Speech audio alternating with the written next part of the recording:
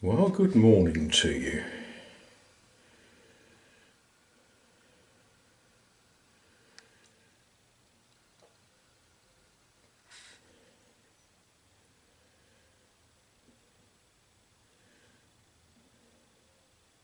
That explains some of the holes in the lawn, doesn't it?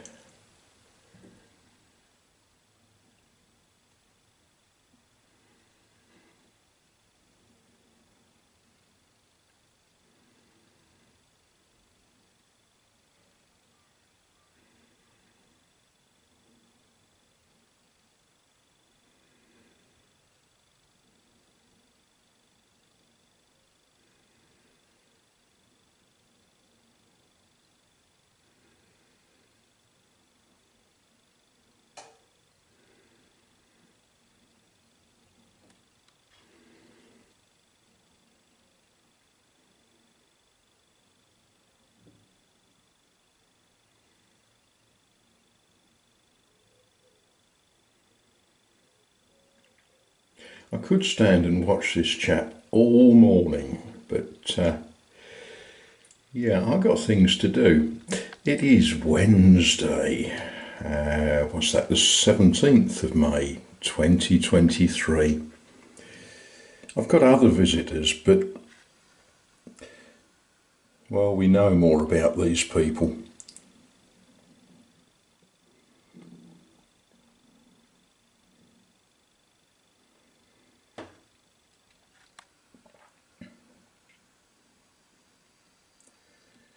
Yep, things to do.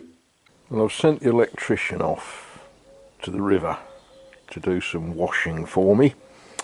And what I wanted, I want to improve the lighting in the workspaces, and that involves rearranging a few things. So we're going to straighten some nails because I want to move where one or two things are hanging up. Now, this is a byproduct of breaking up pallets for firewood. You end up with nails, but some of them aren't that straight, so I'm going to spend a little bit of time just straightening up some nails and rehanging some things in the barn. Yes, the gardener was in there pushing in some show, trying to produce a better wall. The idea is that I want to put a lot of stuff in that corner, but before I put stuff in that corner, it's probably good if we stop the stones from falling out of the walls. But while he was doing that, he was complaining to me that even with the lights on, it was hard to see what he was doing, so I want to make a bit better sense of the lighting in here. Now, some of that is a problem where you've got things hanging up. They sort of actually block light. So I want to move some of these things and put them up there. They'll be out of the way, and that will allow me to put a better light there than that one. That's a perfectly good light, don't get me wrong, not criticising that light, but yeah, it doesn't really do the sort of lighting that one needs if one is working with pillar drills and such likes, and if you want to be able to see in the anyway. So that's why I was straightening nails, to bang some nails in there, to hang things out of the way. And some of you are probably wondering what these are. Well, when I first examined the barn, there was a door stored. Now, doors are great if you've got a doorway that's the same size as the door. I hadn't. It was a very big door, and it had windows in it that had these fitted as a decorative sort of grill, call them what you will. I think they're sort of aluminium or some equally non-exotic metal. And yeah, I guess I could throw them away, couldn't I? But you and I both know that the day after I throw them away, I'm going to want them. So they don't take up a lot of room. And for now, I'm going to hang them on nails until the day that I suddenly think, do you know what I need in my life is aluminium decorative grills for windows.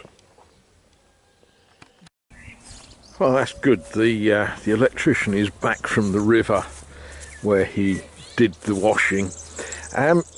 It sort of occurred to me as I was watching the electrician hanging this up. You know, we use solar powered clothes dryers here.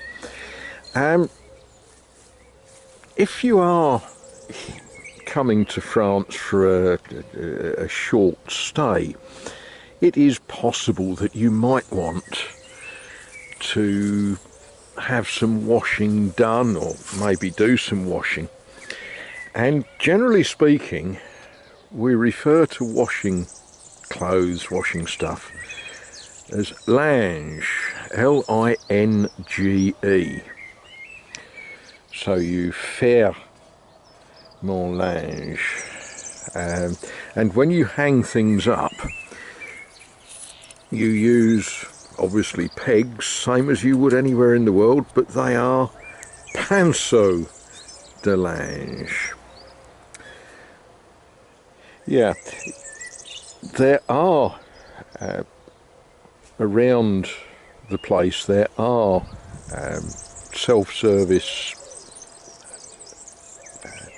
washing machines and such likes, but there's also at Isère-sur-Creuse there is a little business next to the main shop, which is the name of the business is Le Pressing. And so if you've got big things that you want cleaning, you know, duvet covers or I don't know, padded jackets, things like that, they will do all of that. They also iron shirts. Fancy that, you can pay someone to iron your shirt. But yeah, so I've got some linge hanging on the... Now, I hear these things called many different things, and I guess that's according to sort of family tradition rather than French, but fille de linge, lean de linge, whatever, washing line. So there we are, that's now going to dry in the sun. And I couldn't be working close to these without just sharing them. All those of you that speak English know that these are irises. A lot of French you find is exactly the same, but with a French accent. In French, iris. In English, iris. Yeah, absolutely fantastic flowers, aren't they? It's sort of funny how things go through your mind. What I'm doing at the moment is I'm pulling up weeds. The verb, the French verb to pull, is tirer. Now, I don't suppose that too many holiday makers are going to spend all of their time pulling up weeds. At least I hope you don't. You know, I hope you find hotels that haven't got weeds in the bedroom.